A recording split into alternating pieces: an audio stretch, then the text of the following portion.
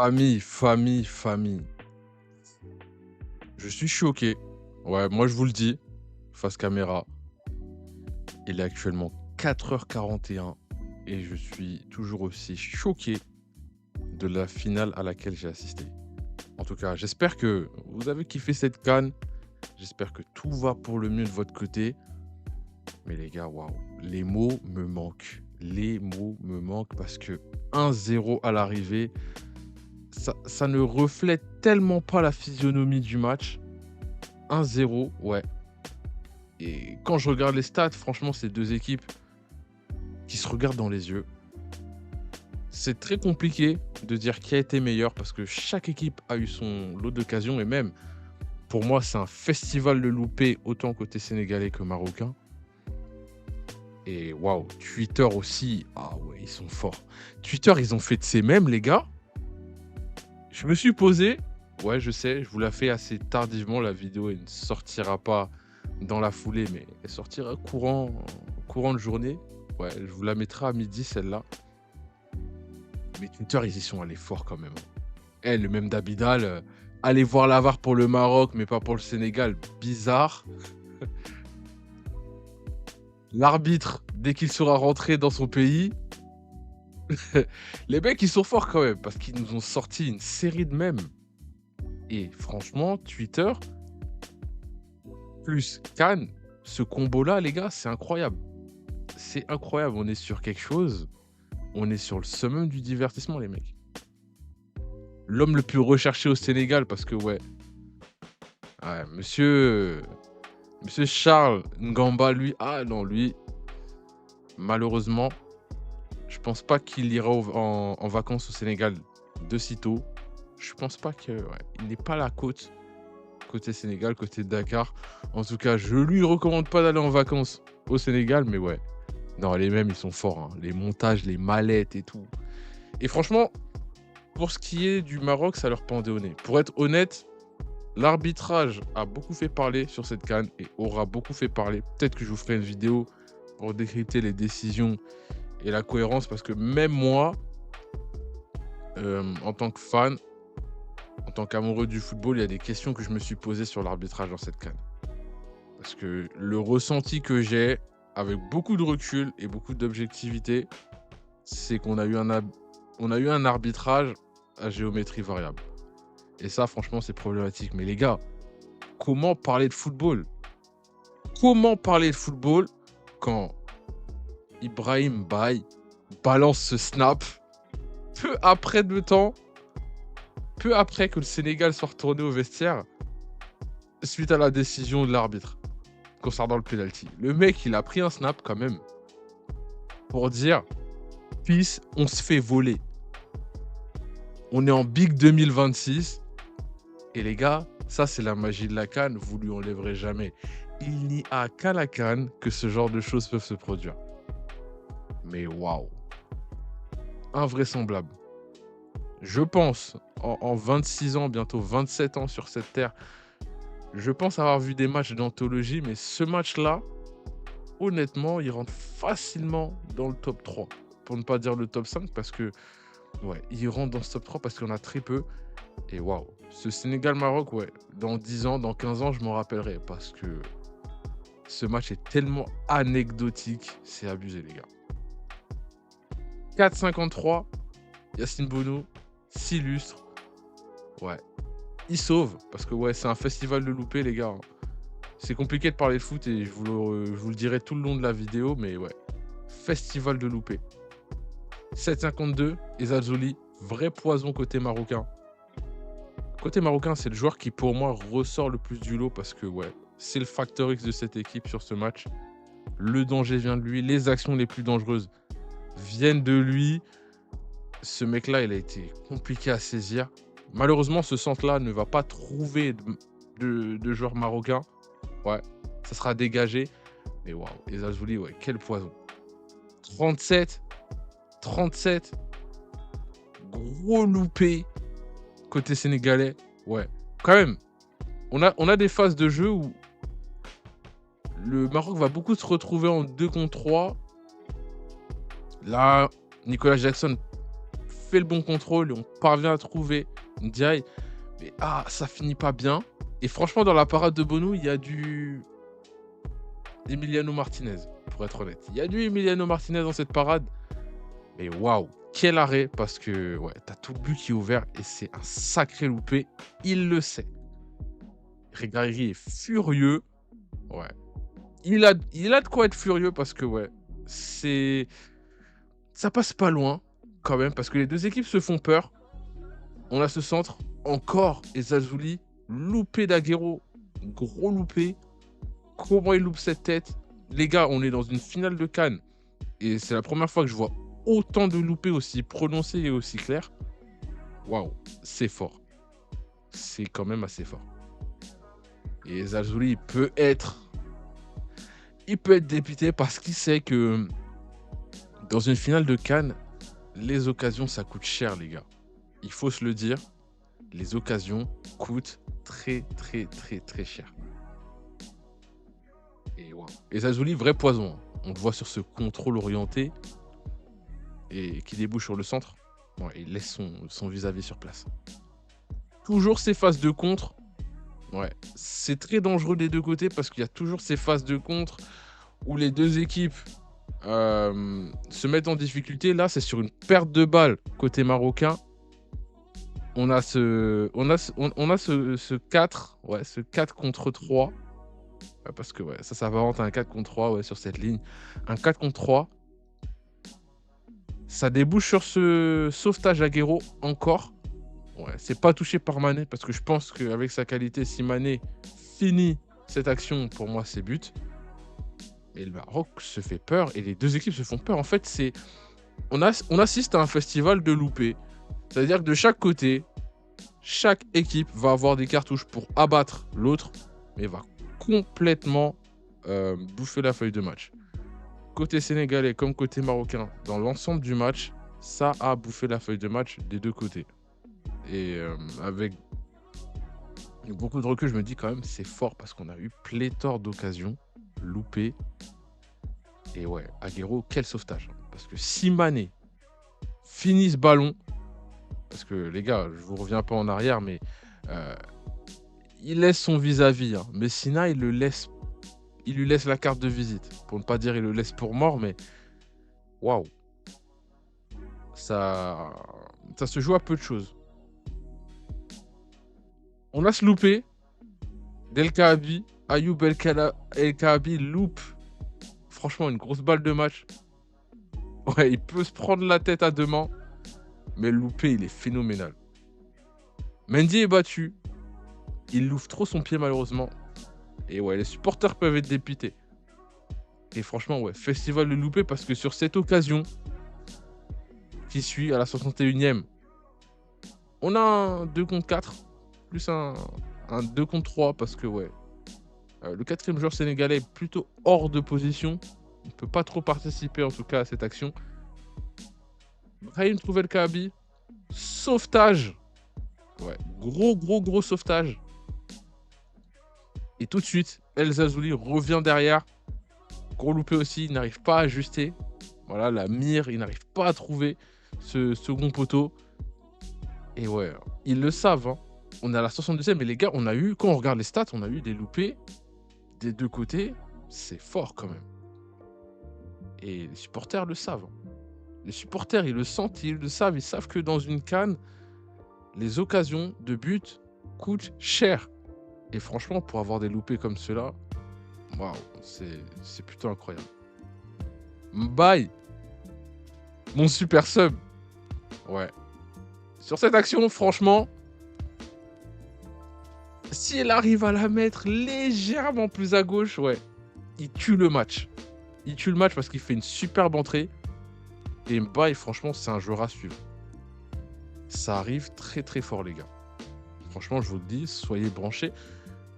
Le Paris Saint-Germain tient un crack générationnel. Et je pense qu'il a une très belle carrière devant lui. Et je pense qu'en sélection, en tout cas avec la qualité qu'il y a du côté Sénégal, en tout cas, je pense qu'il a une très belle carrière qui l'attend.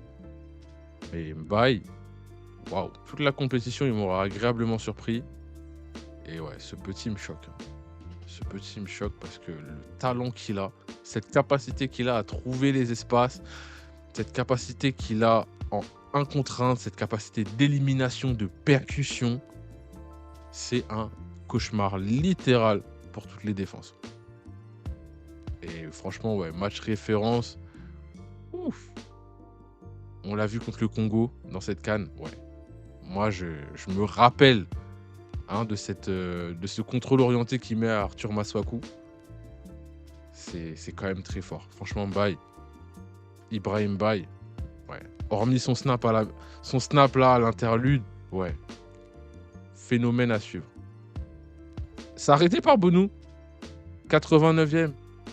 Ouais, balle de match. Ouais, le Sénégal aurait pu transformer à ce moment-là, ouais.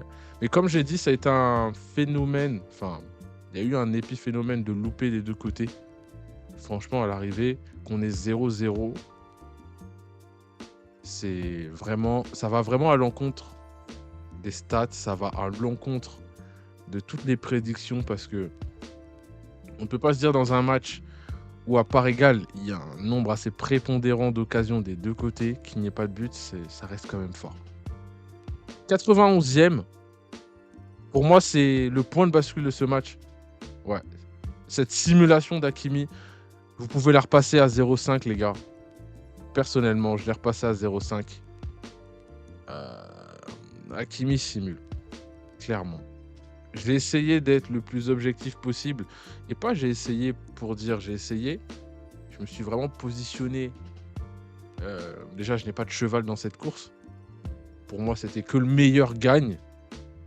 Et je le pense sincèrement.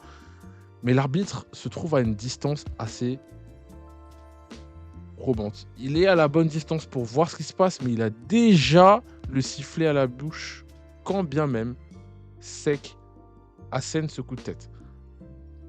Et franchement, pour moi, c'est problématique. C'est problématique parce que je peux comprendre la fureur des joueurs sénégalais. Je peux comprendre que l'on puisse se sentir lésé. Le Maroc, dans cette compétition, est passé au travers de pas mal de polémiques d'arbitrage. Je pense au Cameroun, je pense à la Tanzanie. Il y a pléthore d'occasions. Et forcément, ça a fait parler. En tout cas, au global, sur cette CAN, l'arbitrage a fait parler, les gars. Et ça, je veux votre avis en commentaire. Parce que pour moi, sur cette CAN, au global, l'arbitrage n'a pas été au niveau. Et ça, c'est un fait, c'est très compliqué à nier. Mais pour moi, l'arbitrage n'a absolument pas été au niveau. Et c'est très, très problématique parce que automatiquement, quand il va s'agir de porter un regard critique, et ouais, franchement, non. Ouais, ça posera beaucoup de problèmes, en tout cas, dans cette CAN. Et l'arbitrage, en tout cas, fera toujours parler. N'hésite pas à me donner en commentaire, à me dire ce que tu as pensé de l'arbitrage. Pour moi, je l'ai trouvé assez discutable. Et franchement, j'hésite à me faire une vidéo où je décortique parce que, ouais, la principale question que je me pose au sujet de l'arbitrage dans cette CAN, c'est de la cohérence. Parce qu'on a des moments où l'arbitrage manque clairement de cohérence, que ce soit dans les décisions, que ce soit dans l'application des règles. Moi, je peux difficilement comprendre que dans un match, et là, c'est pas pour dire que dans un match où le Maroc joue, il y ait à la mi-temps 11 fautes de chaque côté et qu'il n'y ait des cartons que d'un côté. C'est vraiment une question de cohérence que je me pose comme ça. Je n'aime pas pointer du doigt, je suis pas là pour ça, mais quand je regarde les statistiques, quand je regarde les décisions arbitrales, automatiquement la question de la cohérence se pose. Et je vous invite à vous poser cette question. Est-ce que vous trouvez que l'arbitrage a été exemplaire sur cette CAN au global? Non pas quand il s'agit uniquement du Maroc, mais au global. Je me ferai un plaisir de vous lire. N'hésitez pas à me le faire savoir et surtout à me le communiquer dans l'espace commentaire. Mais ouais, ce gars-là fait basculer le match. Ouais. Ce gars-là fait basculer le match parce que non seulement il annule un but sénégalais, pour moi, il est suffisamment bien placé. Hakimi, pour moi, simule clairement parce qu'il pose les mains en premier sur Sec. Ouais. il les pose en premier et il perd ce duel. Et ce qui me dérangera toujours dans cette action, vous pouvez revenir me voir dans 15, 20, 30, c'est le fait que l'arbitre ait déjà le sifflet à la bouche avant même que l'action se soit terminée. Il a déjà pris sa décision. Et pour moi, honnêtement, à cette distance, il est suffisamment bien placé pour voir ce qui se passe. Et quand à 0,5, vous pouvez vous la repasser, mais Hakimi pose les mains en premier sur le défenseur, il perd ce duel. Physiquement, il le perd. Et je peux comprendre. Je peux comprendre la réaction de Pape Thiaw. Je peux comprendre. Je peux comprendre qu'on puisse se sentir lésé parce que juste après, ce que ça va donner, c'est qu'on a un joueur qui influence l'arbitrage directement. Et ça revient sur ma question de cohérence de l'arbitrage dans cette CAN. Comment un joueur qui est victime d'une faute, et la faute est avérée, parce qu'il y a clairement faute sur Brahim Diaz, tu ne dois jamais poser ta main sur l'attaquant de la sorte dans la surface, surtout sur un corner. C'est une évidence. Là-dessus, il n'y a pas débat. Si on prend factuellement l'action et qu'on demande à un arbitre d'appliquer les règles du football, il y a pénalty tous les jours. Ça, c'est certain. Mais comment vous allez expliquer que dans une finale de CAN, un joueur qui ne porte pas le brassard, des joueurs, dont un qui est pas loin de rentrer sur la pelouse, heureusement que son collègue le retient, mais quand on regarde ces pénaltys, c'est sûr et certain, il n'y a pas de débat. Ça, je suis clair avec vous et je suis totalement honnête. Il y a pénalty. Le pénalty est justifié. Mais par contre, la façon dont le pénalty est sifflé est plus que litigieuse. Parce que plutôt, on a un arbitre qui prend une décision et qui refuse d'aller voir la VAR. Ouais. Mais par contre, on a un joueur qui s'agace, qui s'insurge auprès de l'arbitre. Et là, on va voir la VAR. Et ce jour-là n'est pas capitaine. Non, seul le capitaine peut parler avec l'arbitre. Ce jour-là n'a pas le brassard. Il s'insurge auprès de l'arbitre, oui. Et l'arbitre lui accorde d'aller voir la VAR. Et franchement, à cette séquence-là, à ce niveau-là, pour moi, c'est honteux. C'est tout simplement honteux parce que on a un arbitre qui n'a pas la main sur ce match. On a un arbitre qui prend une décision complètement incohérente d'un point de vue des règles. Parce que si tu vas regarder la VAR pour la faute sur Brahim Diaz, il était de ton devoir d'aller regarder la VAR sur le but sénégalais. Et franchement, je pense que s'il était allé voir, il aurait vu que il y a une simulation d'Hakimi. Hakimi ne subit aucune faute et qu'il faut accorder un but. Et c'est là que ma fameuse question de la cohérence se pose sur cette CAN. Et franchement, c'est le fouillis, les gars. C'est n'importe quoi. Regardez l'arbitre à la fin du délibéré. Regardez dans quelles conditions il est parti consulter la VAR.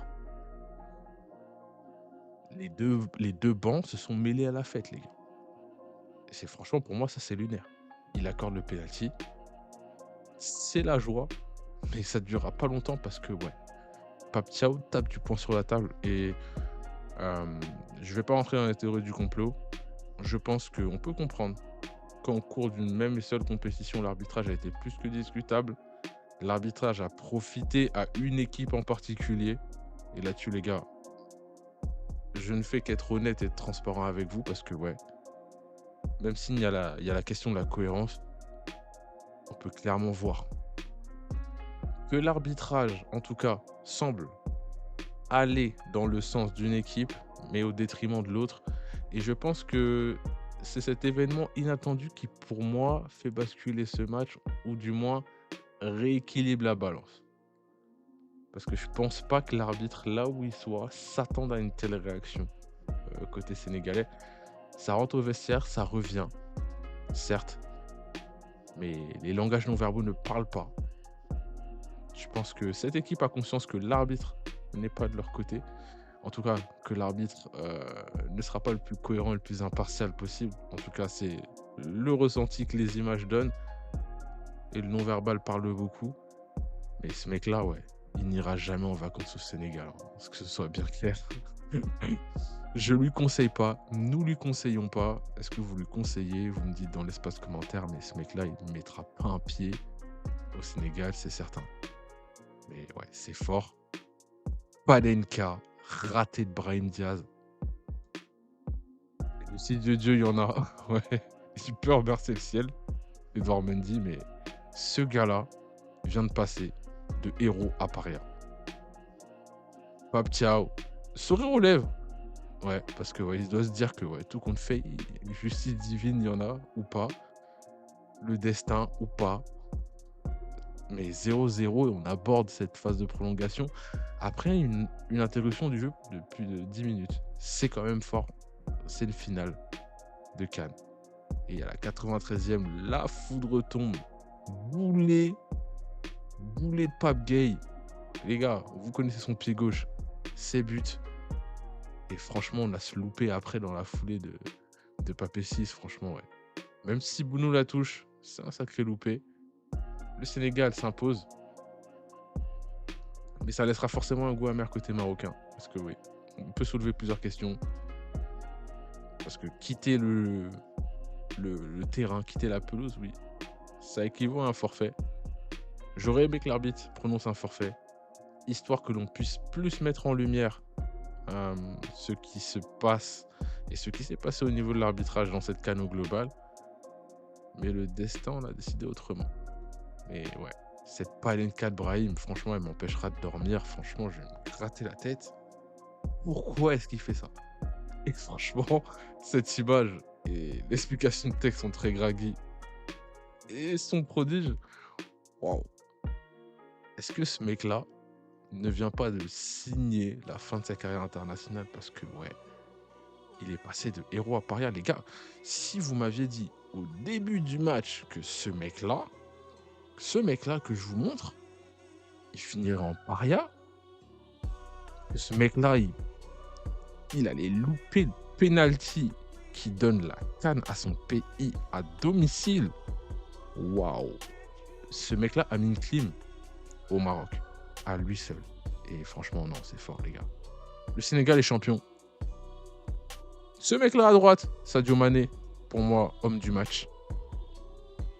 Je n'irai pas dire, parce que oui, j'ai du sang camerounais dans les veines, mais je n'irai pas dire que ce gars-là est meilleur qu'Eto, mais qu'en tout cas, il s'assoit à la table des grands joueurs de ce siècle, des grands joueurs africains, oui. Après sa carrière, Sadio Mané, oui, est une légende du football africain, oui. Et bah, il peut venir s'asseoir à cette table-là. Et de là à passer devant Eto'o Drogba, les gars, doucement. Mais je pense que ce gars-là, légende. Légende. Au même titre que, bon, parler de Salah, ça va être plus compliqué, mais Sadio Mané, légende. Légende du football africain, sûr et certain. Et c'est moi qui le dis. Sénégal champion, ouais. Dans un stade vide. Et franchement, ouais, le langage non verbal du prince ici, là, il touche à peine la coupe, il la pousse. Ça en dit long. Le non verbal parle beaucoup. Observez. Passez là à 0,5, celle-là, mais j'ai ma petite idée. J'ai l'impression que, ouais, ce scénario-là, ce scénario-là n'était pas prévu. Mais c'est la magie du foot. C'est la justice divine. C'est ce que vous voulez, les gars, vous me dites dans l'espace commentaire. Mais ouais, ce scénario-là n'était pas prévu du tout. Mais ouais, stade quasiment vide. Je trouve ça dommage, quand même, pour la célébration du Sénégal. Mais 1-0. 1-0, 1-0, 1-0. Le Sénégal est champion d'Afrique. Et quand on regarde les stats, ouais. Les gars, quand même, 20 tirs. 3 cadrés. 3 grosses occasions. Et ouais, c'était un festival de loupé. Et franchement, ouais, les mêmes, ils nous ont régalé. Mais wow, quel match. Quel match. Quel match. Mérité jusqu'au bout. Et ouais, j'ai fait une vidéo TikTok, je l'ai dit, les gars. Hein. Le Sénégal ne l'a pas volé. Je pense que la corruption a ses limites. Peut-être que je n'oserais pas mettre ce titre-là directement, mais la corruption a ses limites. En tout cas, dis-moi ce que tu as pensé de cette finale. Ouf. Franchement, l'ascenseur émotionnel, même les plus grands scénaristes hollywoodiens n'auraient pas pu prédire une telle finale. Dis-moi ce que tu en as pensé. C'était le Big Six Et surtout, n'hésite pas à commenter, n'hésite pas à t'abonner, c'est important. Ça aide à faire grandir la chaîne. Ça aide le Big Six à rassembler le plus de fans de foot. Bien évidemment, cette compétition se finit, mais ce n'est pas la fin du foot sur cette chaîne. On va revenir à la Ligue des Champions, on va revenir à notre Real Madrid adoré. Et j'espère, en tout cas, vous amener le plus loin durant cette aventure. En tout cas, c'était le Big Six. Au plaisir de vous entendre, au plaisir de vous lire surtout. Et que la paix soit sur vous. Bon début de semaine à vous tous et bye.